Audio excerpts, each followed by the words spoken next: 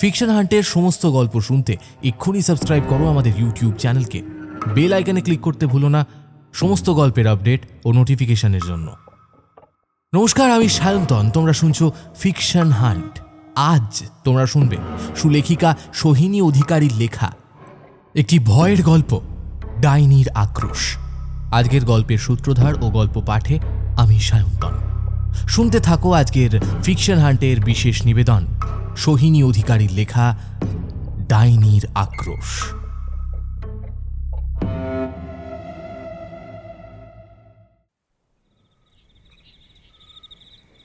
হঠাৎ করেই ঝড়টা শুরু হয়েছে। একটু আগে অবধি শান্ত ছিল পরিবেশটা, যদিও বেশি নিস্তব্ধতাকে ঝড়ের পূর্বাভাস বলেই মানা হয়। ঝিরিঝিরি বৃষ্টিও নেমেছে। আকাশের দিকে তাকালে দেখা যায় মাঝে মাঝে বিদ্যুতের ঝলকানি। এমন ঝড় জলের রাতেও একটা নৌকো এসে নোঙর করল নদীর তীরে। শোনো দিদিভাই, এই দুর্যোগের রাতে কিন্তু তোমায় পৌঁছে দিয়েছি, ন্যায্য মূল্য দেবে কিন্তু। অল্পবয়সী মাঝিটি বলে উঠল। এক ষোড়শী কন্যা ধীরে ধীরে তার পা রাখল, তারপর গলা থেকে একখানা সোনার হার খুলে মাঝির হাতে ধরিয়ে দিল। মাঝির চোখ দুটো অন্ধকারেও চকচক করে উঠল। সোনার গয়না? ও বাবা, তা যে অনেক দাম। এছাড়া আমার চেয়ে আর দেওয়ার মতো কিছুই নেই মাঝি ভাই। আরে আরে দিদি, এই যথেষ্ট, এই যথেষ্ট। তুমি সাবধানে যেও, কেমন? মাঝি চলে যেতেই ষোড়শী কুমারীটির ঠোঁটের কোণে ক্রূর হাসি ফুটে উঠল।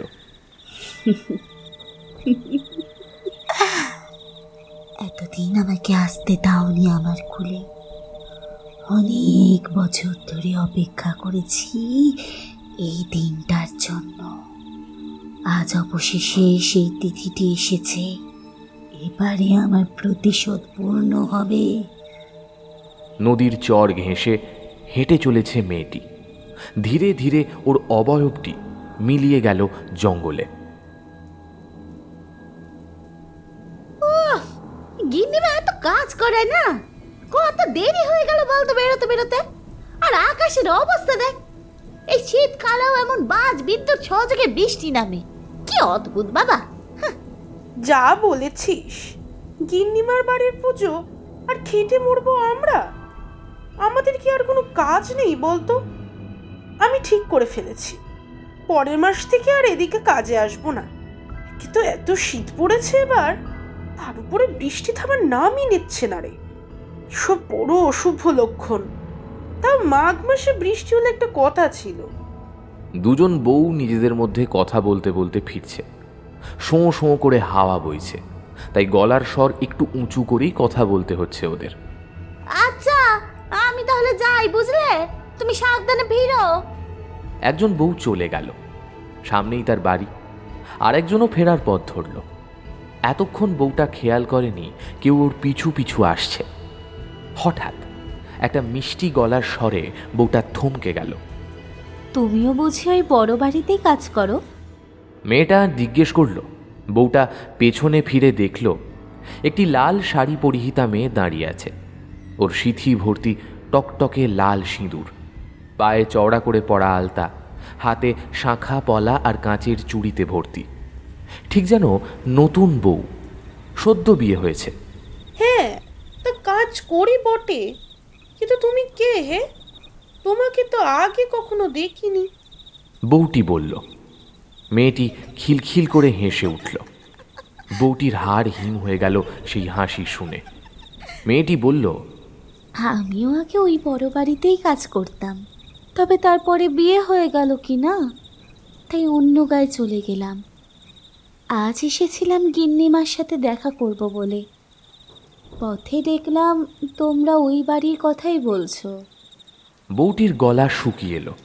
ও বলল, দেখো বাপু, গিন্নিমা যে ভালো মানুষ তা আমরাও মানি। তুমি কিন্তু আবার তার কানে আমাদের বিরুদ্ধে কোনো কথা লাগিয়ে দিও না বাপু। আমরা কিন্তু তাকে ছোট করে কিচ্ছু বলিনি। ও মা, সে কথা কখন বললাম আমি? মেয়েটি যেন খানিক অবাক হলো। তারপর বলল, আমি কারোর কাছে কারোর নামে কিচ্ছুটি বলি না, কখনো না।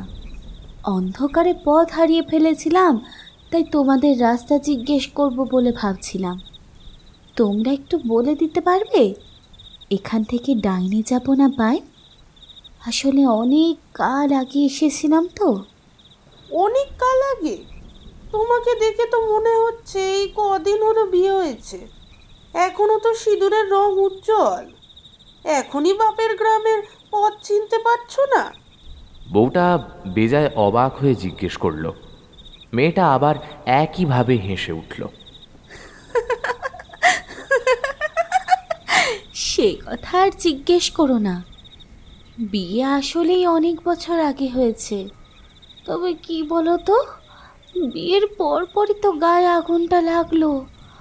তখন তো আমি নতুন বউ, এই নতুন কাপড় পরেই চলে গিয়েছিলাম। তারপর তো আর বাঁচলাম না বেশি দিন।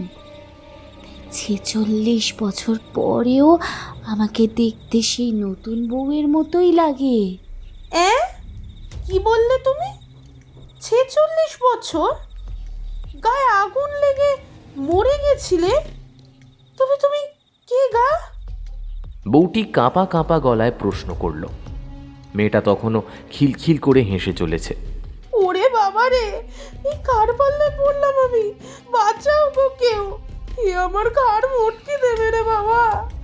বউটি পালাতে উদ্যত হতেই মেয়েটা ওকে ধরে ফেলল।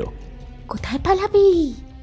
কালের কাঁটা টিক টিক টিক টিক করতে করতে আজ এই জায়গায় এসে থেমেছে। প্রতিশোধের প্রহর শুরু হয়েছে। এখন এখন শুধু আমার দিন। তোরা হবি আমার তরুপের দাস। আমি যেভাবে তোদের পরিচালনা করব, তোরাও ঠিক সেভাবেই পরিচালিত হবি।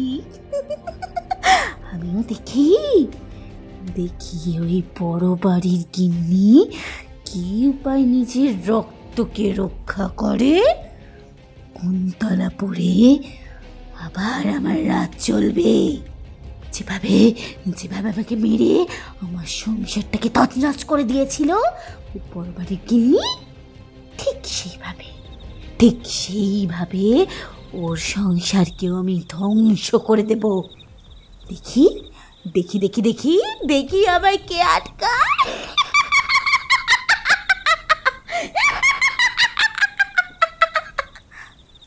মেয়েটি অট্ট হাসিতে ফেটে পড়ে।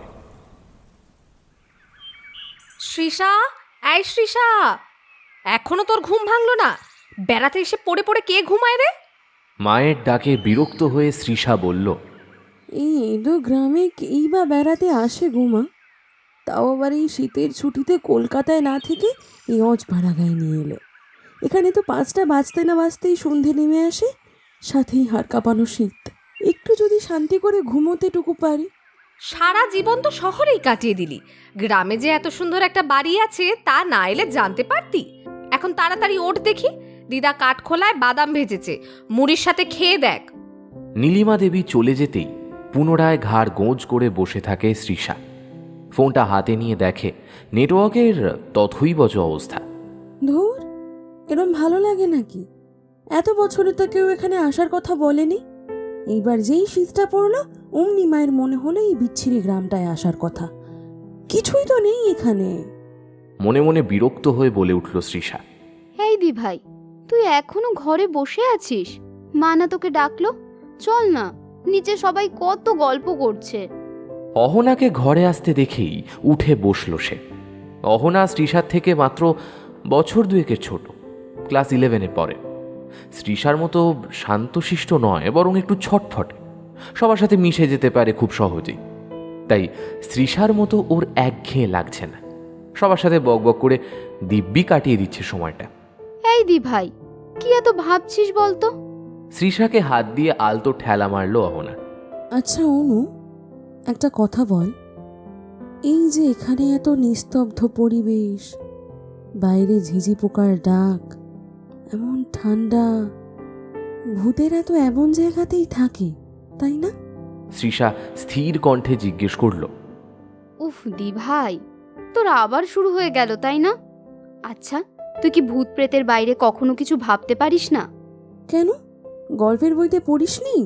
এইসব গ্রামে একটা করে উঠোন থাকে, সেই উঠোনে থাকে একটা বেল গাছ কিংবা আম গাছ, সেই গাছেই পা ঝুলিয়ে থাকে শাকচুন্নি ডাইনি অথবা ব্রহ্মদৈত্য। বুঝলি?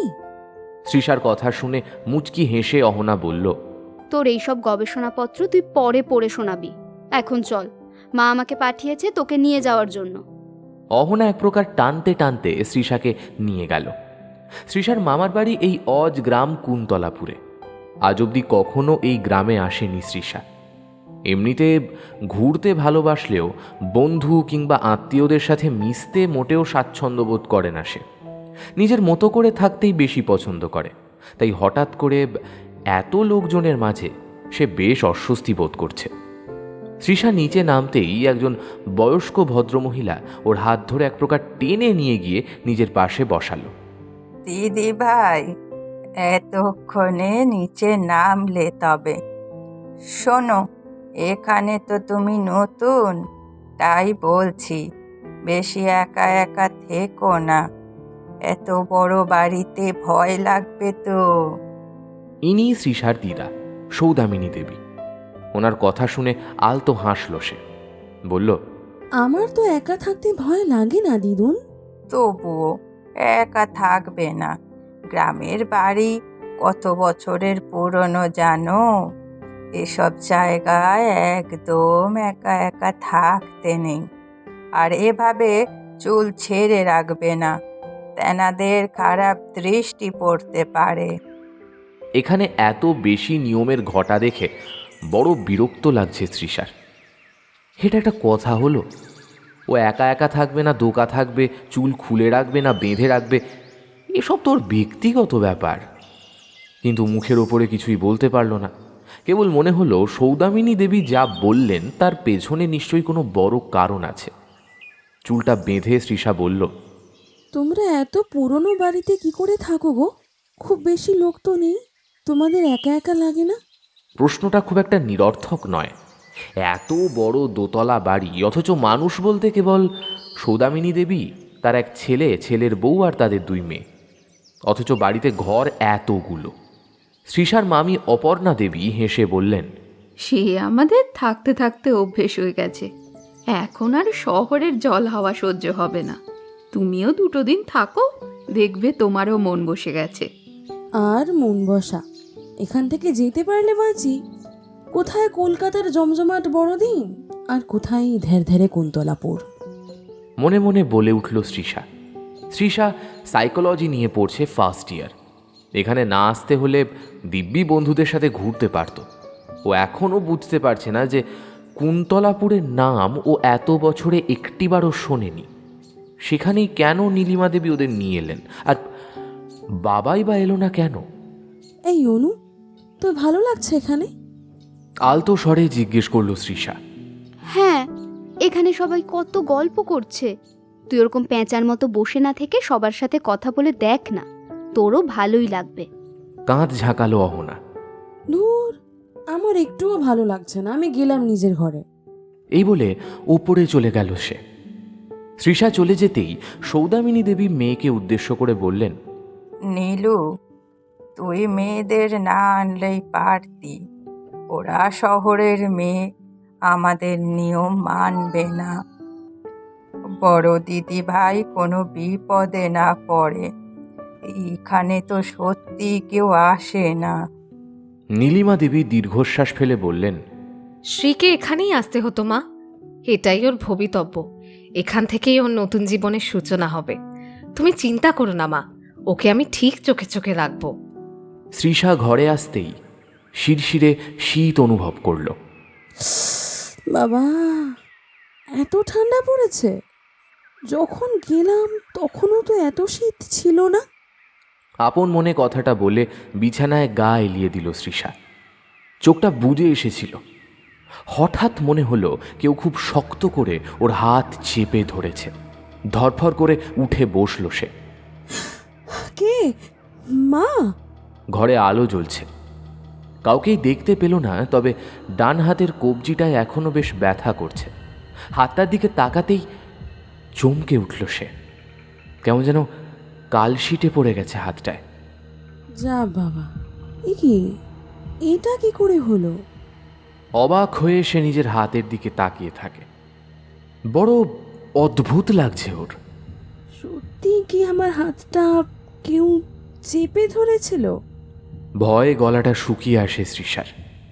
একবার মাকে ডাকার কথা ভাবে, কিন্তু সবাই যদি হাসে ওর বোকা বোকা কথাগুলো শুনে, তাহলে কি হবে? না বাবা, থাক, কাউকে এসব কিছু বলার দরকার নেই। আমি এমনিতেও যেভাবে শুই, হয়তো হাতে চাপা টাপা লেগে কালশিটে পড়ে গেছে। তাড়াতাড়ি ঘুমিয়ে পড়ি, তাহলে আর কেউ খেতেও ডাকবে না, ডাকটাও কারো নজরে আসবে না। ভালো করে লেপ মুড়ি দিয়ে চোখ বুজে ফেলে শ্রীষা। অহনা ওকে ডাকতে আসে, কিন্তু শ্রীষা চোখ খোলে না। দিদি, এই দিদি, ঘুমিয়ে পড়লি এত তাড়াতাড়ি? এই তুই খাবি না কিছু? অহনা দাঁড়িয়ে দাঁড়িয়ে কত প্রশ্ন করে, কিন্তু শ্রীষা কোনো উত্তর দেয় না। বাধ্য হয়ে নিচে চলে যায় অহনা। ঘরে শ্রীষা একা শুয়ে থাকে। ধীরে ধীরে ঘুম নেমে আসে ওর দু চোখে। কেউ যেন খুব আদর করে ওকে ঘুম পাড়িয়ে দিল। শ্রীষাও ধীরে ধীরে গভীর ঘুমের দেশে তলিয়ে যায়। শ্রী, এই শ্রী, ওঠ এবার, বেলা যে অনেক হলো। নীলিমা দেবীর ডাকে চোখ মেলে তাকালো শ্রীষা। এক চিলতে রোদ ঠিকরে এসে ওর চোখে পড়ল। ও মা, আর একটু ঘুমোতে দাও না। না, আর একদম না। লোকের বাড়িতে এসে এভাবে পড়ে পড়ে ঘুমানো মোটেই ভালো দেখায় না। এমনিতেও 8টা বেজে গেছে। তাছাড়া তুমি তো কাল রাতে কিচ্ছুটি খাওনি। এখন উঠে পড়ো দেখি। নীলিমা দেবীর বকুনি খেয়ে কোনো মতে চোখ রগড়াতে রগড়াতে উঠে বসল সে। শীতের সকালে গায়ে জল ঢালতে এক ফোঁটাও ইচ্ছে করছে না ওর, কিন্তু মা জননীকে আর চটানোর সাহসও হচ্ছে না। কোনো মতে স্নানঘরে ঢুকে দরজাটা আটকে দিল সে। স্যাঁত স্যাঁতে স্নানঘরে ঢুকেই কেমন যেন গা গুলিয়ে উঠল শ্রীষার। বিচ্ছিরি একটা গন্ধ। ইস, এখানে মানুষ স্নান করে? ছি! কেন, সকলেই তো করে। মেলি কণ্ঠস্বর শুনে চমকে উঠল শ্রীষা। ও তো ভালো করেই দরজা আটকে দিয়েছিল। কেউ কি ভেতরে আছে? কেনই বা থাকবে? ভয়ে ভয়ে শ্রীষা জিজ্ঞেস করল, কে? কেউ আছো নাকি এখানে?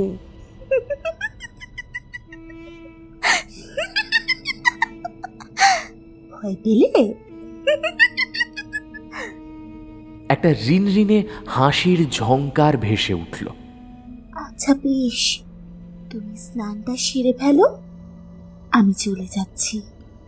শ্রীষা কিছু বলার আগেই টের পেল এক রাশ দমকা হাওয়া ওর গা ঘেঁষে চলে গেল। হাত পা ঠান্ডা হয়ে আসছে শ্রীষার।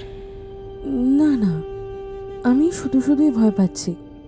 নিশ্চয়ই কেউ আমাকে ভয় দেখানোর জন্য এসব করছে।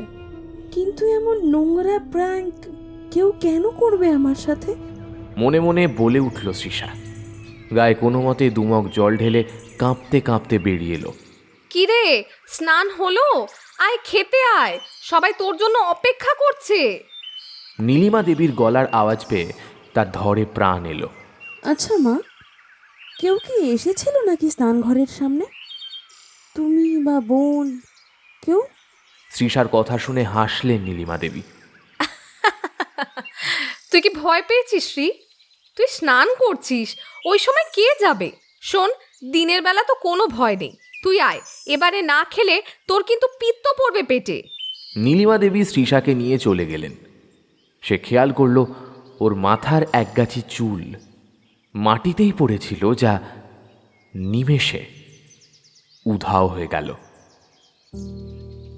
শহরের মেয়েদের এই এক কথা, এত বেশি দিও না, এত খেতে পারবো না। বলি, ওই তো পাটকাঠির মতো চেহারা, ফু দিলেই উড়ে যাবি। কয়েকদিন আছিস, একটু ভালো করে খাওয়া দাওয়া কর, বুঝলি? অপর্ণা দেবী জোর করে শ্রীষা আর অহনার পাতে আরও দুটো লুচি উঠিয়ে দিলেন। মামি, সত্যিই আর আমি খেতে পারছি না গো। আর কত দেবে তুমি? এবার তোমার পেটটা ফেটেই যাবে। শ্রীষার কথা শুনে ফিক ফিক করে হেসে উঠল অহনা। দিদি, না খেয়ে খেয়ে তোর মনের জোর কমে যাচ্ছে, আর তাই তুই স্নান করতে গিয়ে কার না কার গলার আওয়াজ শুনছিস। অনু, মার খাবে কিন্তু তুই। শ্রীষা প্রায় তেড়ে গেল অহনার দিকে। সৌদামিনী দেবী জানতেন না ব্যাপারটা কি। নীলিমা দেবীও মিটিমিটি হাসছেন দেখে সৌদামিনী দেবী জিজ্ঞেস করলেন, কি রে নীলু, তোরা নিজেদের মধ্যে এত হাসাহাসি করছিস কেন? শ্রী দিদি ভাই কি দেখে ভয় পেয়েছে? আর বলো না মা, তোমার নাতনির মনে হয়েছে সে যখন স্নান করছিল তখন কেউ ওর কাছে গিয়েছিল। দেখছো না কেমন ভয় পেয়ে আছে। না না নীলু, এটা কিন্তু মোটেও হাসির বিষয় নয়। ও শ্রী দিদি ভাই, তুমি সব সময় তোমার চুল অমন খোলা রেখো না তো, খেয়ে উঠে বেঁধে ফেলবে চুলটাকে কেমন। সৌদামিনী দেবীর কথা শুনে বাধ্য মেয়ের মতো মাথা নাড়ল সে। শ্রীদিদি, খাওয়া হয়ে গেলে আমাদের সাথে বেরোবে? কথাটা বলল পল্লবী। পল্লবী আর মৌপিয়া শ্রীষার দুই মামাতো বোন, একজন 11-এ পড়ে আর একজন 12-এ। অহনা আর পল্লবী এক বয়সী, তাই দুজনের মধ্যে বেশ ভাব হয়ে গেছে। পল্লবীর কথা শুনে অহনা নেচে উঠল, বলল, এই আমি না কখনো খড়ের চাল দেওয়া বাড়ি দেখিনি, পুকুরও দেখিনি, আমিও যাব দেখতে। অপর্ণা দেবী পল্লবীকে প্রায় ধমক দিয়ে বললেন, সকাল হতে না হতেই ঘুরে বেড়ানোর ধান্দা, তাই না? পারলে দিদিদের কাছ থেকে একটু পড়া দেখে নে। শ্রীদিদি কলেজে পড়ে, জানিস কত ভালো লেখা পড়ায়। তোদের মতো সারাদিন পাড়ায় পাড়ায় ঘুরে বেড়ায় না। মায়ের বকুনি খেয়ে মুখ কালো করে বসে পড়ল পল্লবী। তাই দেখে সৌদামিনী দেবী বললেন, আহা বৌমা, যাক না ওরা, এই প্রথম ওরা নিজেদের বোনকে পেয়েছে। এর আগে তো কখনো দেখা সাক্ষাৎ হয়নি ওদের। ছেলে মানুষ ওরা, একটু তো আনন্দ করবেই। সত্যি ঠাম্মা, আমরা যাব? যাও, তবে শ্রী আর অনু কিন্তু নতুন, এসব জায়গা ওরা আগে দেখেনি। ওদের কিন্তু তোমাদেরকেই দেখে রাখতে হবে, পারবে তো? সৌদামিনী দেবীর কথায় মাথা নেড়ে মৌপিয়া বলল, খুব পারবো। ও শ্রীদিদি, এই অনু, তোদের খাওয়া হলো? চল চল, বেলা হওয়ার আগে আমরা চলে আসবো। শ্রীষার একটু ইচ্ছে করছিল না এই বাড়িটায় থাকতে। বাড়ির ভেতরে কী সব অদ্ভুত ঘটনা ঘটে চলেছে, আর কেউ তো পাত্তাও দিচ্ছে না ওর কথায়। এর চাইতে ভালো বাইরে থেকে ঘুরে আসা, মনটাও শান্ত হবে। আর দেরি না করে উঠে পড়ল শ্রীষা। অহনা তো ঘোরার জন্য নেচেই আছে। চারজন মিলে বেরিয়ে পড়ল একসাথে। মা, পল্লবীদের সাথে তুমি ওদের ছেড়ে দিলে? ওরা বেরিয়ে যেতেই অপর্ণা দেবী বলে উঠল, তুমি তো জানো শ্রীষার কপালে ফাঁড়া আছে, তারপরেও ওকে তুমি ওদের সাথে একা ছাড়লে। বাড়িতে তো আমরা সবাই ছিলাম, ওকে চোখে চোখে রাখতে পারতাম। এত চিন্তা করো না বৌমা, বাড়ির বাইরেই ও বেশি ভালো থাকবে। দেখছো না বাড়িতে কেমন অদ্ভুত সব ঘটনা ঘটছে। দিদি, সত্যি করে বলো তো, শ্রীষার যখন সত্যি কোনো বিপদ আছে তাহলে ওকে তুমি এই গ্রামে কেন নিয়ে এলে? তোমরা এত বছর এই গ্রামে আসনি তো এই একটা ভয়ই। তাহলে তাহলে হঠাৎ এমন কি হলো যে এখানেই সেই এলে তোমরা? শ্রীষার তো এতে বিপদ বাড়ল বই কমলো না। অপর্ণা, সব কথা তুমি জানো না। আসলে আমরা এসব কথা এত বছর ভুলে থাকতে চেয়েছি, তাই তোমার সামনেও কেউ এসব নিয়ে বিশেষ উচ্চবাচ্য করেনি। তবে আজ যখন বিপদের সময় এসেছে, তখন আর তোমার থেকে কিছু লুকিয়ে লাভ নেই। এসব অনেক পুরনো কথা। নীলিমা দেবী একটু শ্বাস নিলেন। আসলে কি বলতো, আমরা এতকাল পালিয়ে বেড়াতে চেয়েছি একটা কঠিন সত্যের থেকে। বুঝতেই পারিনি জানো, সত্যের থেকে কখনো পালানো যায় না। সঠিক সময় সে ঠিক গলা টিপে ধরবেই। অপর্ণা দেবী অবাক হয়ে চেয়ে আছেন নীলিমা দেবী আর সৌদামিনী দেবীর দিকে। দুজনেই এত হেয়ালি করছে যে উনি কিছুই বুঝতে পারছেন না। দিদি, একটু খুলে বলবে? আমার তো মাথার ওপর দিয়ে সব যাচ্ছে, কিছুই তো বুঝতে পারছি না আমি। বলছি অপর্ণা, তবে অকারণে ভয় পাবে না অপর্ণা। নীলিমা দেবী সৌদামিনী দেবীর দিকে তাকালেন। না, প্রথমটুকু তুমিই বলো, সে সময় তো তুমিই ছিলে, সেই সময়কার তো কথা। একটা দীর্ঘশ্বাস ফেলে বলতে আরম্ভ করলেন সৌদামিনী দেবী। কয়েক হপ্তাহ আগে গুরুদেবের একটা চিঠি এসে পৌঁছেছে আমার কাছে। কথাটা বলে উঠে গেলেন সৌদামিনী দেবী। ভেতরের ঘর থেকে খাম সমেত একটা চিঠি নিয়ে এলেন। এতে গুরুদেব স্পষ্ট লিখেছেন আগামী অমাবস্যায় কিছু একটা ঘটতে চলেছে। সৃষার জন্মলগ্নেই গুরুদেব বলে দিয়েছিলেন ওর 18 বৎসর বয়স হলেই ওর ওপর কোনো বড় বিপদ নেমে আসবে। ওকে যেন আমরা খুব সাবধানে রাখি। তাই তো এত বছরে একটি বারও নীলুরা কেউ আসেনি এই গ্রামে। আমি নিজের নাতনিকে একটিবারের জন্যেও দেখতে পাইনি। কিন্তু এবারে গুরুদেব নিজেই লিখেছেন লুকোচুরি অনেক হয়েছে, এবারে সৃষাকে বাস্তবের সম্মুখীন হতে হবে। তাই ওনার নির্দেশেই নীলুরা কুন্তলাপুরে এসেছে। কিন্তু মা, তৃষার ওপরে কি এমন বিপদ নেমে আসতে পারে? তোমরা কিছু জানো? ভয় তো একজনকে নিয়েই, সে যে শেষ হয়েও হয়নি। সে কথা দিয়েছিল সঠিক সময়ে ফিরে আসবে এই গ্রামে। আমাদের জীবনটাকে ধ্বংস করে দেওয়াই তো তার একমাত্র অভিপ্রায়। কার কথা বলছো মা? আমি তো এত বছরে এসবের কিছুই জানতে পারলাম না। তোমার ছেলে তো আমায় শুধু বলেছিল যে তৃষার ফাঁড়া আছে, তাই ওদের এখানে আসা মানা। কিন্তু এখন তো শুনছি অন্য গল্প। আচ্ছা মা, আমাদের সবারই কি তাহলে খুব বিপদ? অপর্ণা দেবী যে ভয় পাচ্ছেন তা বেশ বুঝতে পারলেন সৌদামিনী দেবী।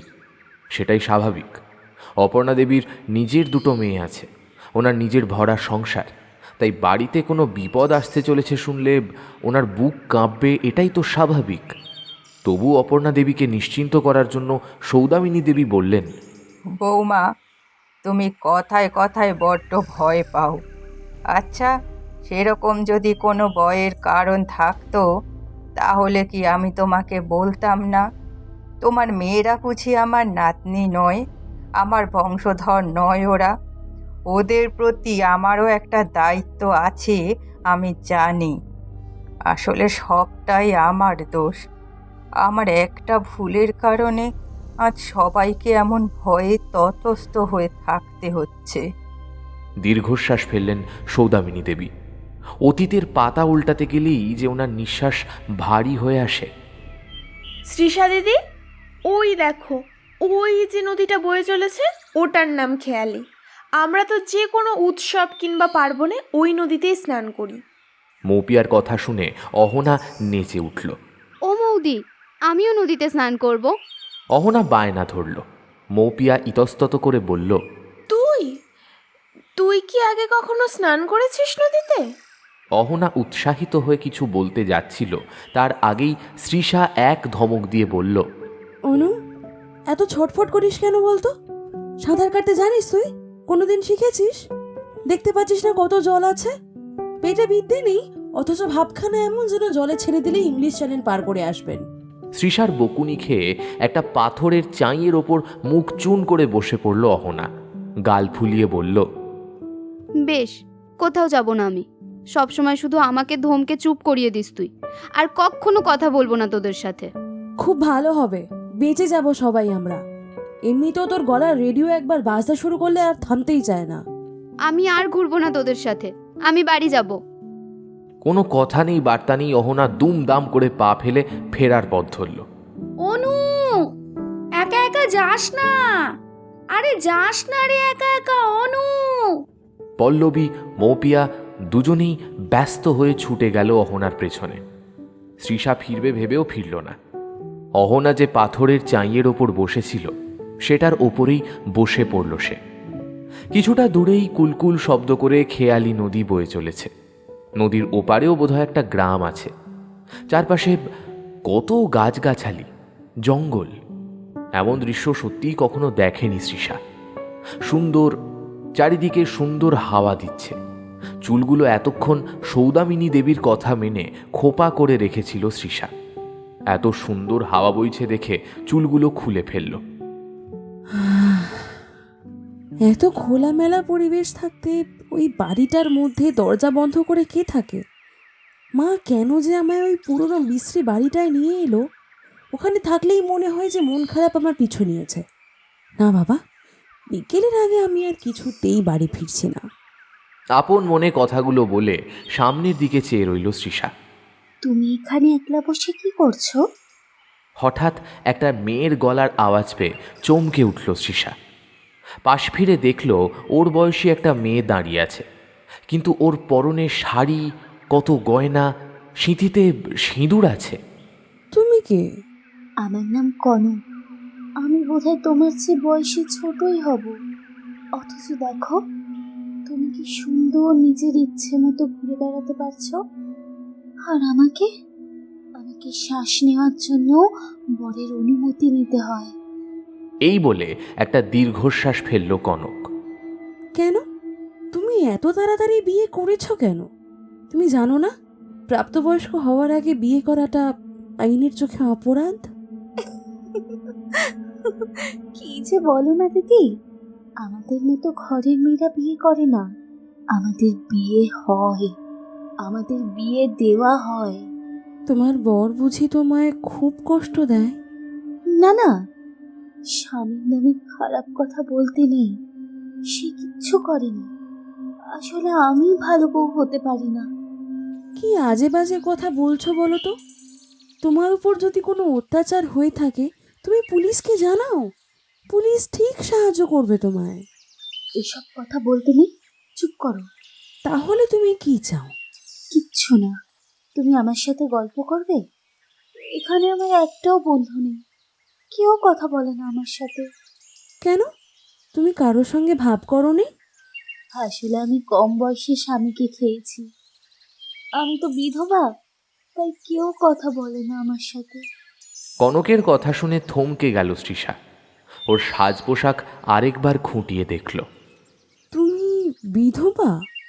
তাহলে তুমি এমন পোশাক পরে আছো যে? বারে, এই তো তুমি এতক্ষণ আমাকে বোঝালে আমার সাথে কেউ খারাপ ব্যবহার করলে আমি যেন চুপ করে না থাকি, আমি যেন পুলিশকে জানাই। অথচ আমি বিধবা হওয়ার সত্ত্বেও রঙিন পোশাক পরেছি, এতে তোমার আপত্তি? কেমন তার আধুনিকতা গো? কনকের কথা শুনে হোঁচট খেল তৃষা। সত্যি তো, এভাবে তো ও নিজেকে ভেবে দেখেনি। কনকের দিকে তাকালো। হঠাৎ ওর প্রতি কেমন যেন সম্ভ্রম জন্ম নিচ্ছে। বেশ বললে কিন্তু কথাটা। আলতো স্বরে বলল তৃষা। কিন্তু তুমি কি কারণে সধবা সেজে আছো? নিশ্চয়ই এত কিছু ভেবে নয়। কারণটা কি কনক? কনক মলিন স্বরে বলল, ভালো লাগে না যে সাদা থান পরে থাকতে, এর চেয়ে এই রঙটাই সুন্দর না? কনকের কাঁধে হাত রাখল তৃষা, কিন্তু পর মুহূর্তেই চমকে উঠল। এত ঠান্ডা কেন তোমার শরীর কনক? ও কিছু না, তুমি এখন বাড়িতে যাও দেখি। তোমার বাড়ির লোক নিশ্চয়ই চিন্তা করছে তোমায় দেখতে না পেয়ে। কিন্তু কোনো কিন্তু নয় দিদি, তুমি এখন যাও। তৃষাকে ঠেলে ঠুলে বাড়ির দিকে পাঠিয়ে দিল কনক। তৃষা চলে যেতেই কনকের রূপ পরিবর্তন হতে শুরু করলো। দিদি, তোমার সংসার ছাড়খাড় করে দেওয়ার খেলা শুরু হয়ে গেছে, পারলে বাঁচিয়ে দেখাও।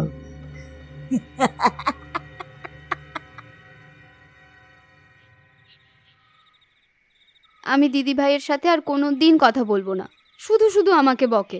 দিদিভাই খুব খারাপ। ঠোঁট ফুলিয়ে গজগজ করতে করতে বাড়িতে ঢুকলো অহনা। ওর পেছন পেছন পল্লবী আর মৌপিয়াও এলো। সৌদামিনী দেবী তখন সবে গল্পটা বলতে বসেছেন অপর্ণা দেবীকে। নীলিমা দেবী বললেন, কি হয়েছে অনু? এত রাগ হয়েছে কেন? পল্লবী, কি হয়েছে রে ওর? আর বলো না পিসিমণি, অনুর ইচ্ছে হয়েছিল নদীতে নেমে স্নান করবে, স্মৃতিরই কিছুতেই দেয়নি।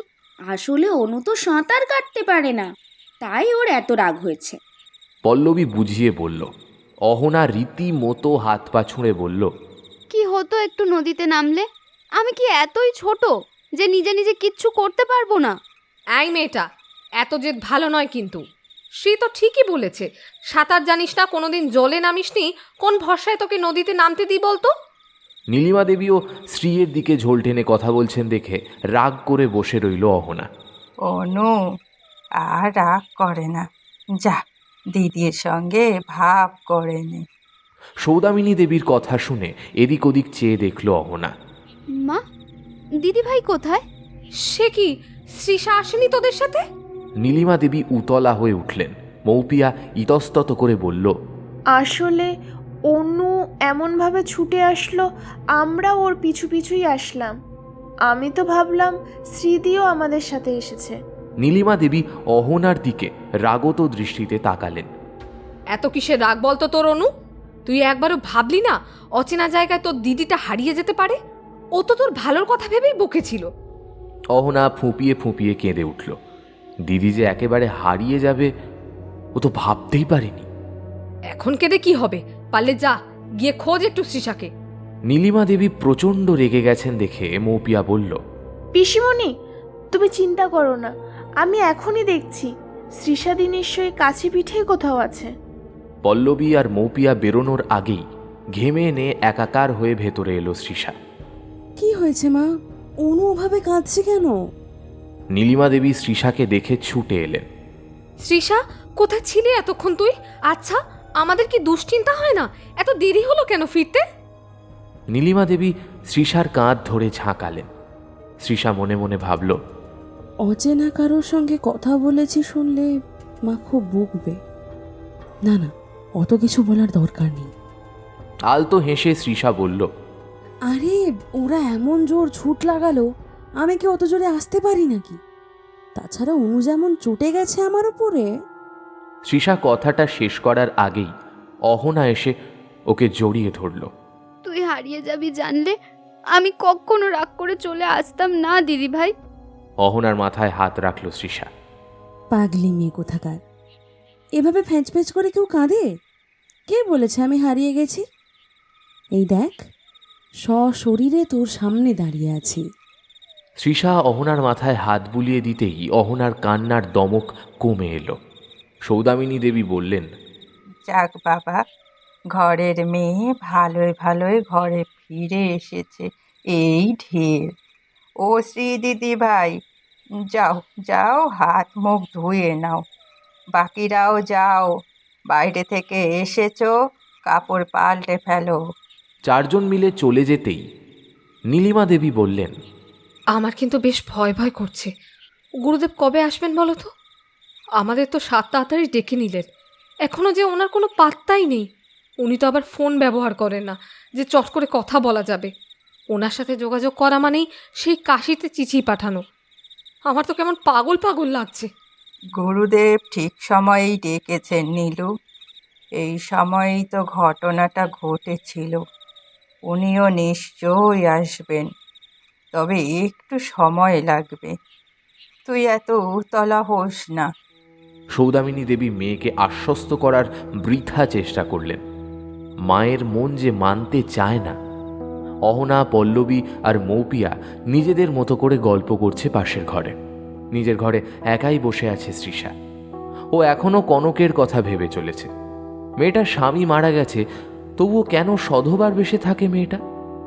সেও যতই যুক্তি দিয়ে বোঝাক, মেয়েটা নিশ্চয়ই অন্য কোনো কারণে অমন সেজে গুজে থাকে। আর এই কারণটা জানতে না পারায় শ্রীষার একটা অদ্ভুত অস্বস্তি হচ্ছে। ফোনটা খুলে সে দেখল একটু হলেও নেট পাওয়া যাচ্ছে। ফেসবুকটা খুলে আপন মনে স্ক্রল করে যাচ্ছিল, হঠাৎ ইনবক্সে একটা মেসেজ ঢুকলো। আমার কথা ভাবছো তাই না? বেশ অবাক হলো। প্রোফাইলটা খুলে দেখলো নাম দেওয়া আছে ইতিমৃতা, আগুনের ছবি দেওয়া। খানিকক্ষণের জন্য থমকে গেল। পর মুহূর্তেই নিজেকে বোঝালো, আজকাল তো মানুষ কত সব উদ্ভট নাম নিয়ে সোশ্যাল মিডিয়া অ্যাকাউন্ট তৈরি করে।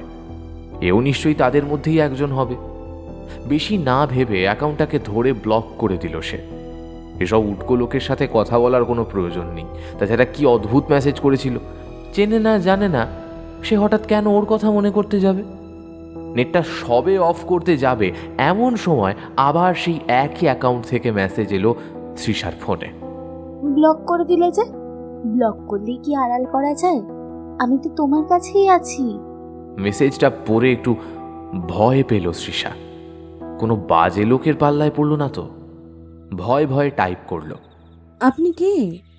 ওদিক থেকে আর কোনো উত্তর এলো না। তৃষা কেবল অনুভব করল একটা শীতল হাওয়া স্পর্শ করে গেল ওকে।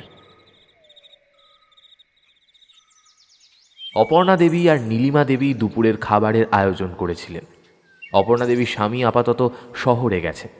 সৌদামিনী দেবী চাননি এই সময় বাড়িতে কোনো পুরুষ মানুষ থাকুক, তাহলে বিপদ বাড়বে। তাই বাড়িতে শুধু মেয়েরাই রয়ে গেছে।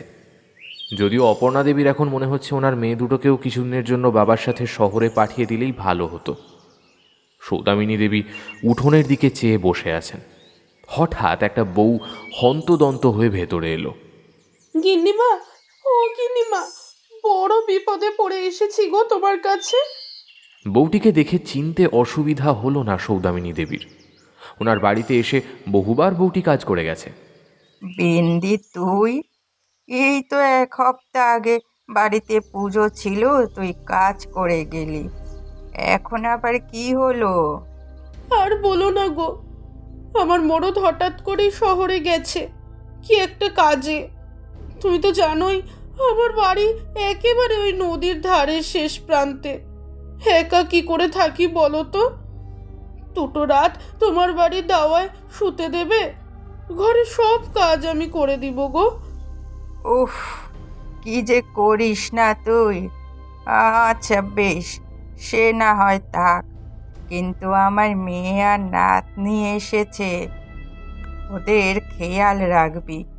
আর শোন, একটা কাজ করতে হবে, কিন্তু এমনি এমনি থাকতে দেব না। সে নিয়ে তুমি কোনো চিন্তা করো না গিন্নিমা।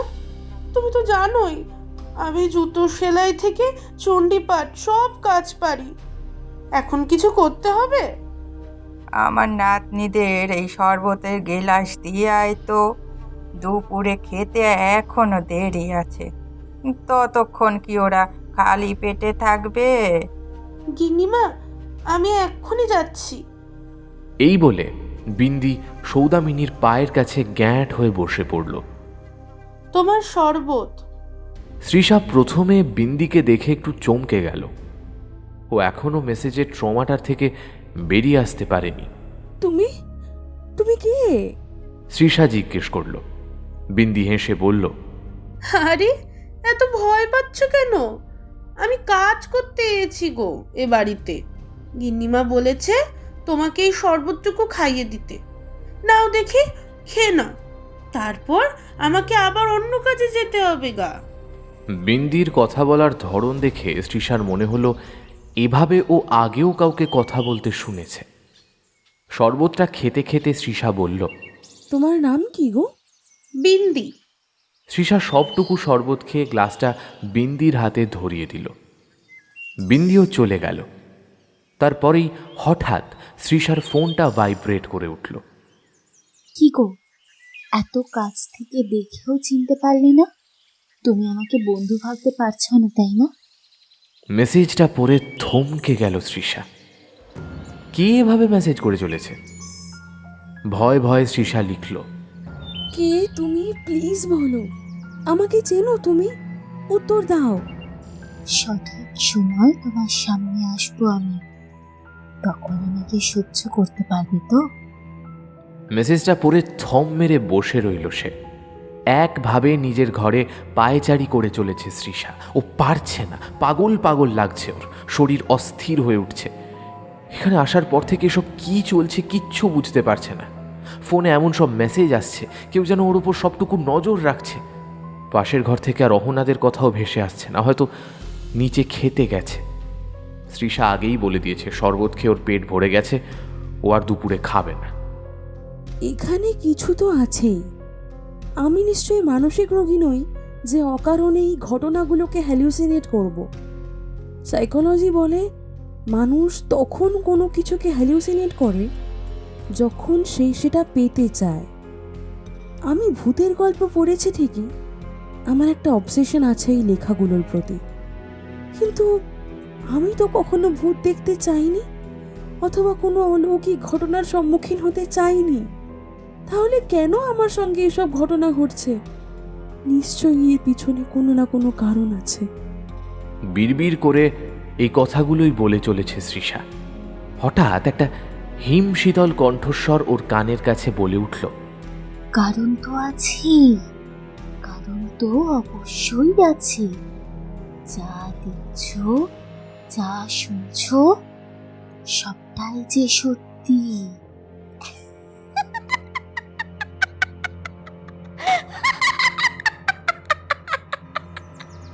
হাত পা বরফের মতো জমে যাচ্ছে তৃষার। গলা দিয়ে আওয়াজ বেরোতে চাইছে না, তবু একটু সাহস সঞ্চয় করে বলল, কে তুমি? কি চাও? আমার সামনে আসছো না কেন? এভাবে আমাকে ভয় দেখানোর মানেটা কি?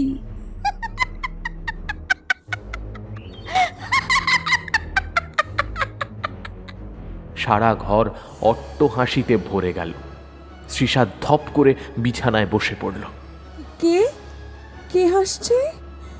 আমি গো দিদি। হঠাৎ চোখের সামনে কনককে দেখে চমকে গেল সে। এ কি কনক? তুমি তুমি আমার ঘরে কি করে এলে? কে ঢুকতে দিল তোমাকে? আমার নিজের বাড়িতে বুঝি আমাকে অনুমতি নিয়ে প্রবেশ করতে হবে? এটা আমারও বাড়ি, আমার স্বামীর বাড়ি এটা। এতদিন তোর দিদা সব সুখ একা ভোগ করেছে। স্বামীকে হারিয়েছি আমি, সন্তান হারিয়েছি আমি, আমাকে জোর করে মেরে ফেলেছে সব বড় কিন্নিমার জন্য। তৃষা চোখ বড় বড় করে দেখল কনকের মুখটা হঠাৎ বিন্দির মতো হয়ে যাচ্ছে। এ কি? তুমি তুমি তো বিন্দি, তুমি তো কনক নও।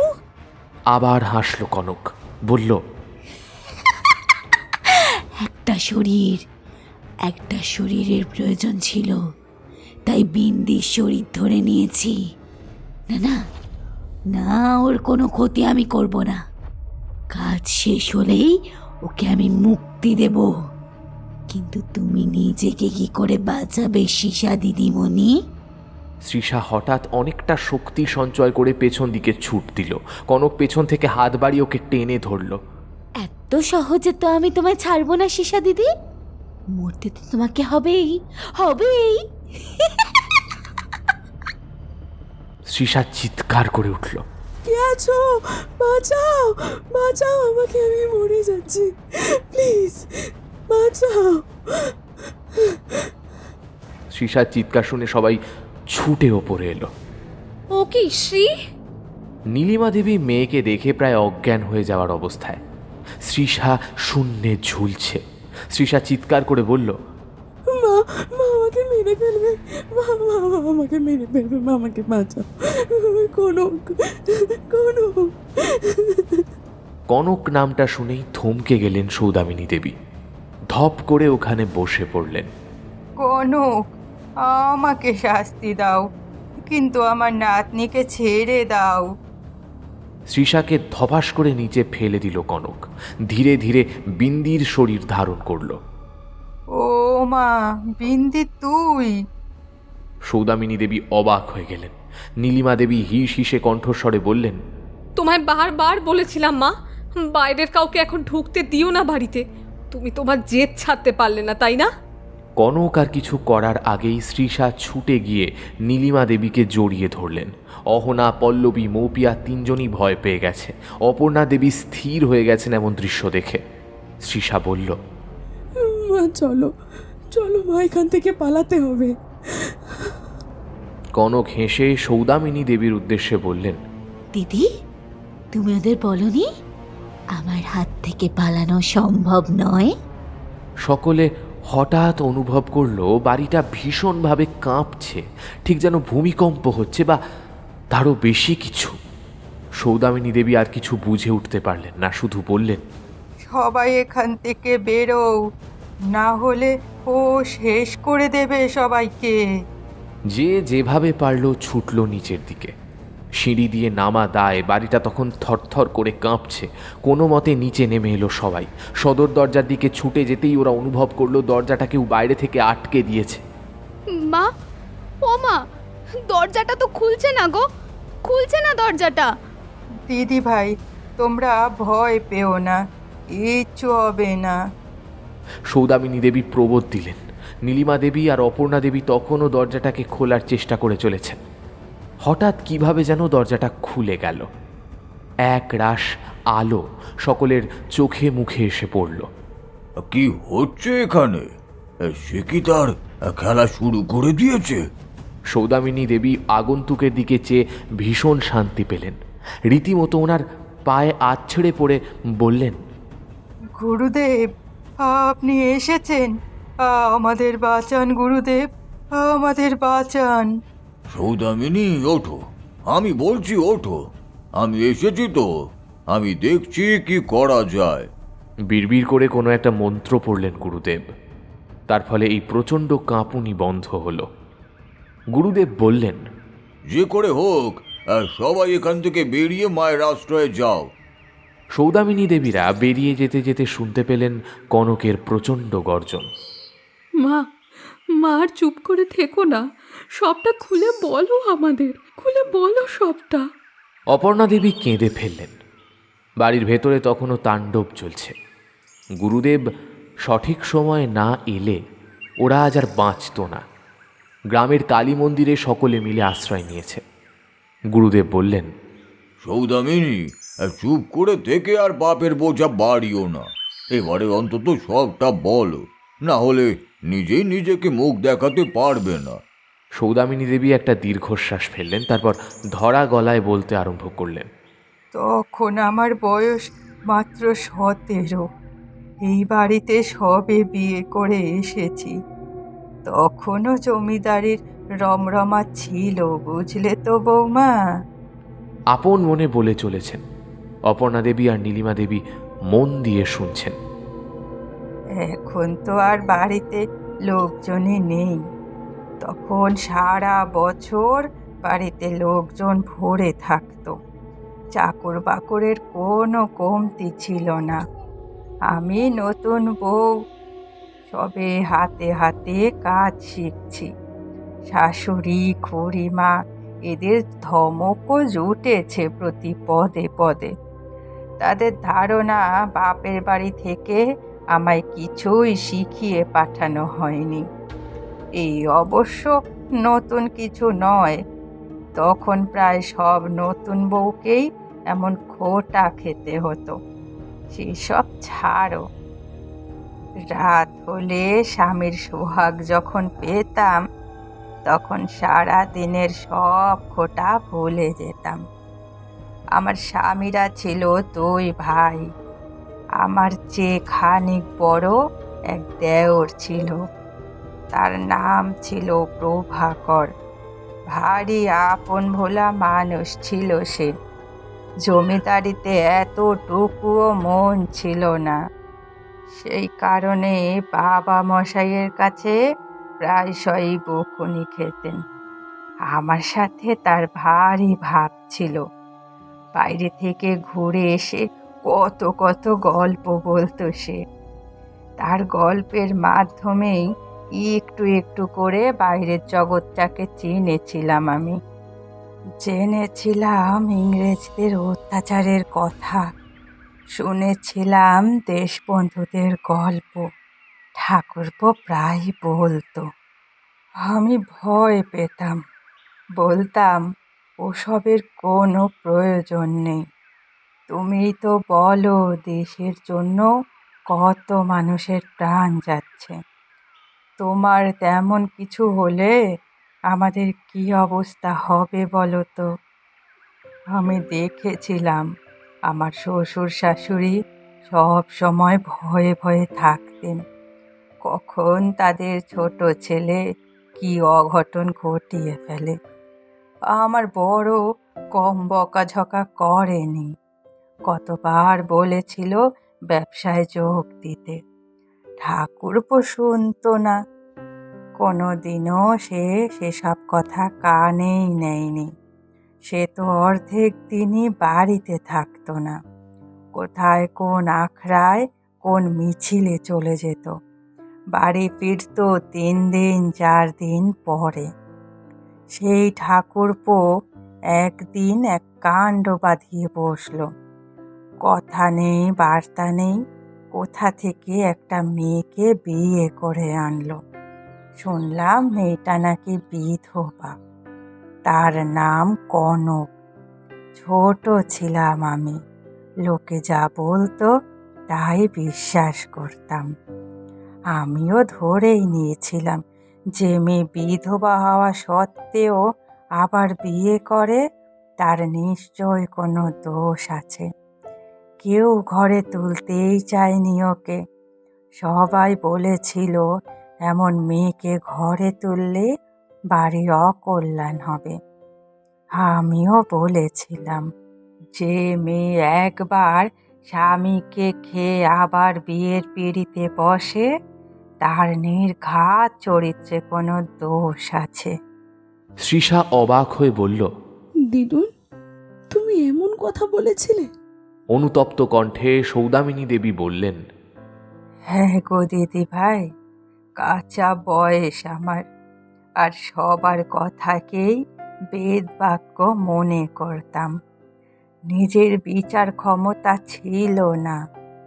কনককে আমি মেনে নিতে পারিনি, তবে ঠাকুরপোর জেদের কাছে হার মেনে ওকে বাড়িতে তুলতে বাধ্য হয়েছিল সবাই। উঠতে বসতে কতই না অপমান করেছি কনককে। মেয়েটা চুপ করে শুনতো। ঠাকুরপো ওকে চোখে চোখে রাখতো, কারো সাথে বেশি মিশতে দিত না। আসলে ঠাকুরপো জানতো ওকে একা পেলে কেউ ছেড়ে কথা বলবে না। এর মধ্যেই আরেক পরিস্থিতি। বিয়ের 1 বছর কেটে গেছে, আমি বাড়ির বড় বউ। সকলের আবদার এবারে ছেলেপুলের মুখ দেখাতে হবে। আমি খুব চেষ্টা করতাম, কিন্তু এসব তো প্রকৃতির নিয়মে হয়, তাই আমার ইচ্ছেতে কিছুই হতো না। সবাই কথা শোনাতো। আমার রাগ গিয়ে পড়তো কনকের উপরে। এর মাঝেই ঠাকুরপো একদিন চলে গেল কোন এক কাজে বাইরে। তারপর থেকেই কনকের বমি শুরু হলো, সঙ্গে মাথা ঘোরানো। আমার আশঙ্কা হলো ও সন্তান সম্ভবা নয় তো। ও যদি আমার আগে মা হয়, তাহলে যে সবাই ওকেই মাথায় করে রাখবে, সবাই ওকে মেনে নেবে। আমার মাথায় আকাশ ভেঙে পড়ল। কনক তখনও টের পায়নি ও মা হতে চলেছে, কিন্তু সকলেই আঁচ করেছিল, আর একটু একটু করে ওর খাতির বাড়ছিল বাড়িতে। কিন্তু হঠাৎ একদিন দুঃসংবাদ এলো। নকশাল আন্দোলনে যোগ দিয়েছিল ঠাকুরপো। দাঙ্গা বিদ্রোহের মাঝে গুলিবিদ্ধ হয়ে মারা গেল ঠাকুরপো। আরও একবার বিধবা হলো কনক। মেয়েটা যখন শোকে তাপে পাথর, তখন জানা গেল ও সত্যি সন্তান সম্ভবা। বাড়ির সবাই আমাকে ডিঙিয়ে ওকে নিয়ে মেতে রইল। আমি সহ্য করতে পারলাম না, মনে হলো ওকে শেষ করে দিই। চুপি চুপি ব্রাহ্মণ সমাজকে খবর দিলাম আমি। ওরা বাড়িতে এসে সবার চোখের সামনে দিয়ে কনককে তুলে নিয়ে গেল। বলল এমন অপয়া মেয়ে যে 2 বার নিজের স্বামীকে খেয়েছে, তার বেঁচে থাকার কোনো অধিকার নেই। মেয়েটা তখন মা হতে চলেছে। ওই অবস্থাতেই ওকে জ্যান্ত পুড়িয়ে মেরে ফেলা হলো। কেউ প্রতিবাদ করলো না। যখন কনককে নিয়ে যাওয়া হচ্ছিল, তখন আমার ঠোঁটের কোণে নিষ্ঠুর হাসি দেখে কনক বলেছিল, তোমার কোনো দিন ভালো হবে না, তোমার ভালো হবে না দিদি, তোমার কোনো দিন ভালো হবে না। আমার সন্তানকে পৃথিবীর আলো দেখতে দিলে না তুমি, তোমার সংসার শেষ হয়ে যাবে একইভাবে। আমি আসবো, ফিরে আসবো আমি। তোমার মেয়েকেও আমি শান্তিতে থাকতে দেব না, শেষ করে দেবো ওদের।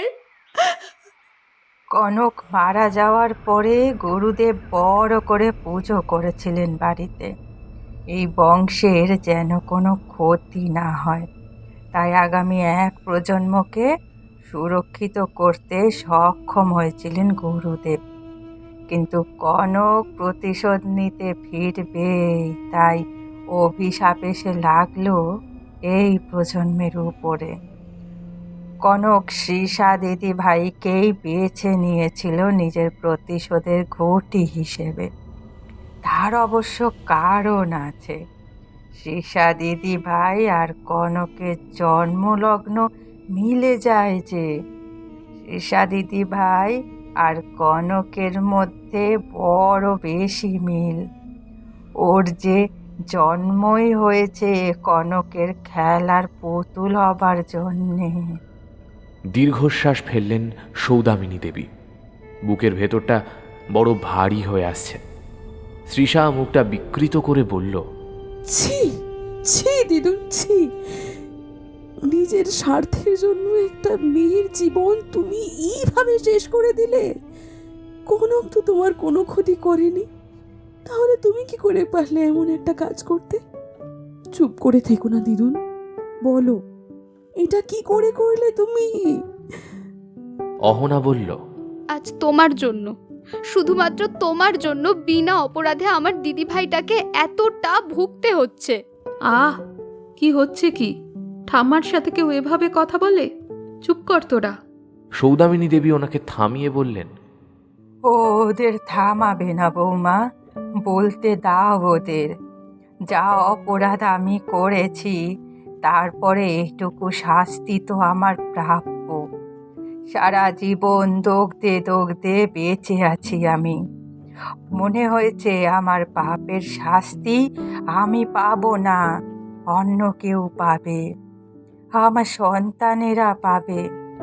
কনকের প্রতি আমি অন্যায় করেছি, কিন্তু সে পাপের সাজাও আমায় দিক। আমার পরিবারকে কেন এভাবে কষ্ট দিচ্ছে কনক? আমাকে মেরে ফেলুক, আমাকে শেষ করে দিক, কিন্তু আমার দিদি ভাইকে ছেড়ে দিকো। এর বেশি আর কিছু চাই না আমি। গুরুদেব, কোনোভাবেই কি সম্ভব নয় কনককে ঠেকানো? কোনোভাবেই কি সৃষা দিদি ভাইকে বাঁচানো সম্ভব নয়? বলুন না গুরুদেব, কোনো উপায় নেই? এতক্ষণ গুরুদেব পাথরের মতো বসেছিলেন। বয়সের ভারে নুইয়ে পড়েছে ওনার শরীরটা, তবে তেজ এখনো আগের মতোই আছে। জলদ গম্ভীর স্বরে গুরুদেব বললেন, আমি তোমাদের এক প্রজন্মকে রক্ষা করতে পেরেছি সৌদামিনী, কিন্তু এবারে কনক নিজের প্রতিশোধ পূর্ণ করবে। মৃত্যুর পরে কনক এক ভয়ঙ্কর ডাইনিতে পরিণত হয়েছে। শ্মশানে গিয়ে রীতিমতো এই বিদ্যা নিজের আয়ত্তে এনেছে কনক। এত বছর ধরে ও শুধু এই দিনটারই অপেক্ষায় ছিল। এখন শ্রীশ্যামাকে বাঁচানোর একটাই উপায় আমি দেখতে পাচ্ছি। নীলিমা দেবী কাঁদো কাঁদো স্বরে বললেন, কি উপায় গুরুদেব? আপনি যা বলবেন আমি তাই করব, শুধু আমার সৃষাকে বাঁচান। গুরুদেব কিছুক্ষণ ভাবলেন, হয়তো উনি নিজেও সেই একই প্রকার দোটানায় আছেন, অথবা উনি হয়তো নিজেও নিশ্চিত নন এই উপায় আদেও কাজ দেবে কিনা। চারিদিকে প্রচণ্ড ঝড় উঠেছে। অমাবস্যার রাত, ঘুটঘুটে অন্ধকার চারিদিক, আর কিছুক্ষণের মধ্যেই কনক ওর খেলা শুরু করবে। গুরুদেব একটু ইতস্তত করে বললেন, ইতিহাসের পুনরাবৃত্তি ঘটাতে হবে। এর অর্থ গুরুদেব? সৌদামিনী দেবী অবাক হয়ে জিজ্ঞেস করলেন, অর্থাৎ কনককে ওর ইচ্ছের বিরুদ্ধে পুড়িয়ে মারা হয়েছিল, তাই ও এক অতৃপ্ত আত্মা হয়ে রয়ে গেছে। ঠিক সেভাবেই সৃষাকেও পুড়িয়ে মারার অভিনয় করতে হবে আমাদের সবাইকে। সে কি করে হয় গুরুদেব? এতে তো সৃষার জীবন বিপন্ন হতে পারে। শ্রীশ্যামায়ের জীবন এমনিতেই বিপন্ন, তাই আমাদের এখন ওকে বাঁচানোর জন্য যেটুকু করা সম্ভব সেটুকু করতে হবে। আর বেশিক্ষণ বাকি নেই। কনক হয়তো কিছুক্ষণের মধ্যেই সৃষাকে এই মন্দিরের ভিতর থেকে টেনে নিয়ে যাবে বাইরে। তার আগেই সৃষাকে মন্ত্র বলে আমি শ্মশানে নিয়ে যাব। সেখানে ওর জন্য চিতা সাজানো হবে, কিন্তু ওর শরীরে আগুন স্পর্শ করানো হবে না। আমার ধারণা তার আগেই কনক নিজেই ওকে রক্ষা করবে এই বিপদের থেকে। গুরুদেবের কথায় কেউই পুরোপুরি নিশ্চিন্ত হতে পারল না, তবে এর বেশি এখন আর কিছু করার নেই ওদের। শ্মশানটা আজ বড় বেশি শান্ত ঠেকছে, একটা ডোমেরও দেখা নেই। একদিক দিয়ে অবশ্য ভালোই হয়েছে, কাউকে কোনো জবাবদিহি করতে হবে না। এই শ্মশানে এমনিতে কোনো তন্ত্র সাধনা হয় না, কিন্তু কনক এই শ্মশানে বসেই প্রেত সাধনা করেছিল, তার ফলেই এমন ভয়ঙ্কর ডাইনি রূপ পেয়েছে ও। গুরুদেব নিজের যজ্ঞের সরঞ্জাম নামিয়ে বসলেন। কনকের আগে মন্ত্র বলে ওনাকে শ্রীষাকে নিয়ে আসতে হবে এই শ্মশানে। কিছুটা দূরে কাঠ দিয়ে একটা ছোট্ট চিতা সাজানো হয়েছে, সেখানে আর কিছুক্ষণ পরেই আগুন ধরানো হবে। যজ্ঞের আগুন জ্বালিয়ে চোখ বন্ধ করলেন গুরুদেব। শ্রীষা নীলিমা দেবীর কোলে মাথা রেখে শুয়ে আছে। ওর জীবনটা যে এক লহমায় এমন বিপর্যয়ে সম্মুখীন হবে ও ভাবতে পারেনি। ও জানে না ওর শেষ পরিণতি কি হবে, আর 1 ঘন্টা পরে ও আদেও জীবিত থাকবে কিনা সেটাও ওর জানা নেই। বড্ড কষ্ট হচ্ছে ওর। ও তো মরতে চায় না, ও যে বাঁচতে চায়। ওর যে নিজেকে নিয়ে অনেক স্বপ্ন আছে, আকাঙ্ক্ষা আছে, সেগুলো পূরণ না করে কি করে ও মরবে? সৌদামিনী দেবীর ওপর বড্ড রাগ হচ্ছে। উনি কি মনে করে একটা অসহায় মেয়ের জীবন ছারখার করে দিলেন? এতটুকু মনুষ্যত্ববোধের উদয় হলো না ওনার মনে?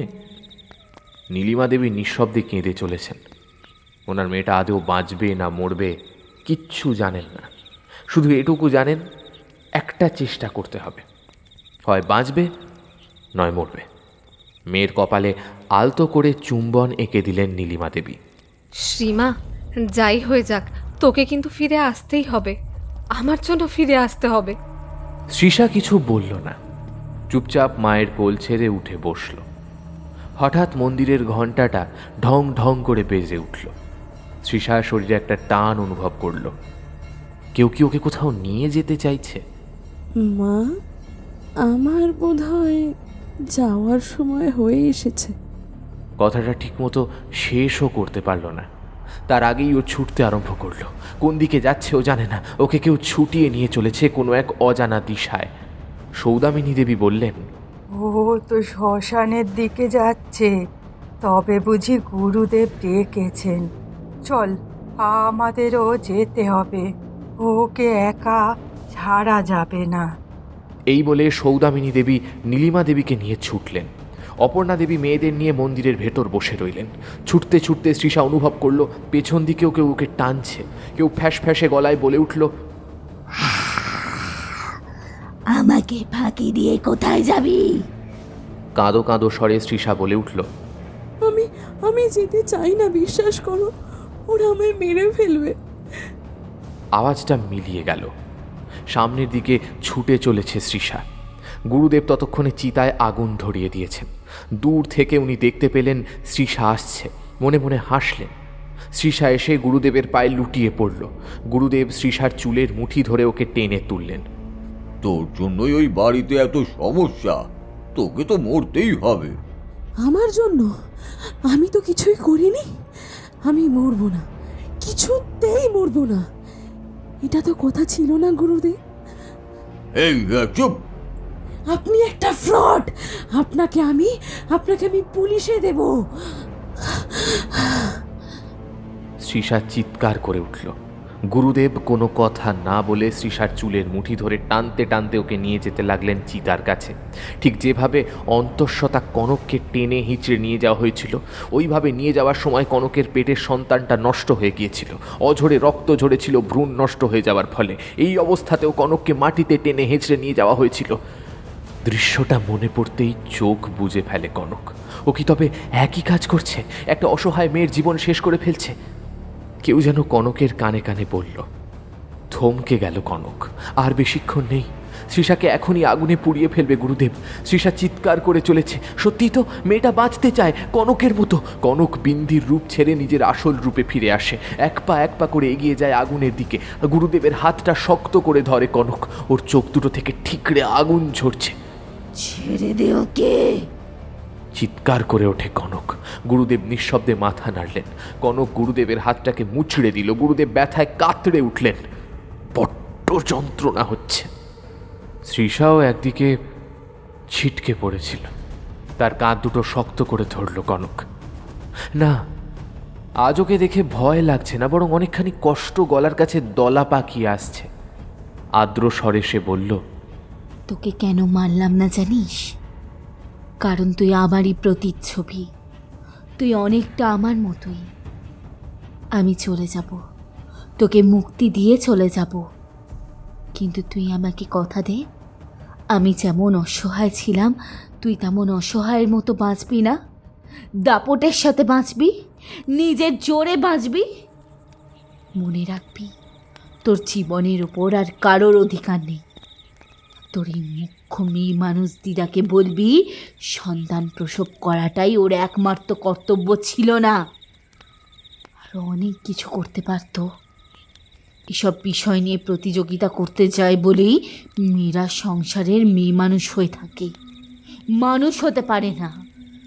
সংসারে আর 5টা মানুষ যে চোখেই দেখুক না কেন, নিজের চোখে সবার উপরে থাকাটাই আসল। অবশ্য এত ভারী ভারী কথা তোর দিদার নিরেট মাথায় ঢুকবে না। তুই বুঝেছিস তো আমি কি বলতে চাইছি?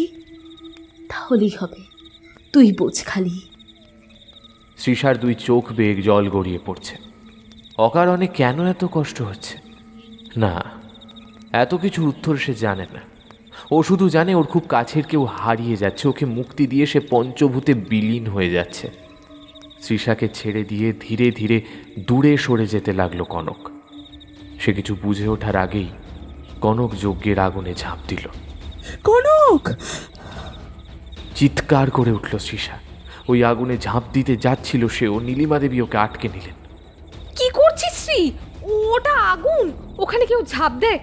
দেখ, কনক আর নেই, আপদ বিদায় হয়েছে। নীলিমা দেবীর কথা শুনে মাথা নাড়ল সে। না মা, কিসের আপদ? বড্ড কষ্ট পেয়ে চলে গেল মেয়েটা। এমন কেন হলো মা? এমন কেন হলো? দিদুন এমন কেন করলো? এত হিংসে দিদুনের মনে, এত হিংসে। নীলিমা দেবী শ্রীষাকে চুপ করিয়ে দেন। দূরে মলিন মুখে দাঁড়িয়ে আছেন সৌদামিনী দেবী। শ্রীষা উদাস দৃষ্টিতে চেয়ে থাকে আগুনের ধোঁয়ার দিকে। কনকের শেষ চিহ্ন মিলিয়ে যাচ্ছে আকাশে। সে অস্ফুটে একটাই কথা বলতে পারল, ভালো থেকো।